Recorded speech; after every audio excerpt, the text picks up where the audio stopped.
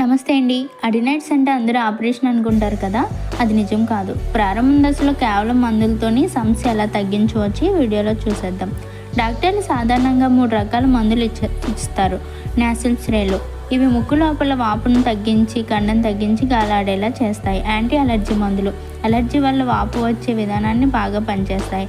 యాంటీబయాటిక్స్లు ఇన్ఫెక్షన్లు ఉన్నప్పుడు డాక్టర్లు వీటిని సూచిస్తారు. తల్లిదండ్రులు చేయకూడని తప్పు, ఇక్కడ డాక్టర్ సలహా లేకుండా సొంతంగా మెడికల్ షాపుల్లోకి వెళ్ళి మందులు కొనకండి. అలాగే వాడే విధానం కరెక్ట్గా ఉండాలి, లేదంటే ఫలితం ఉండదు. చాలామంది పిల్లల్లో 2 నుండి 3 నెలల మందులు వాడకంతోనే కొరకు తగ్గిపోతుంది, జలుబు తగ్గిపోతుంది. ఒకవేళ తగ్గకపోతే అప్పుడు వేరే తదుపరి చికిత్స కోసం ఆలోచిస్తారు.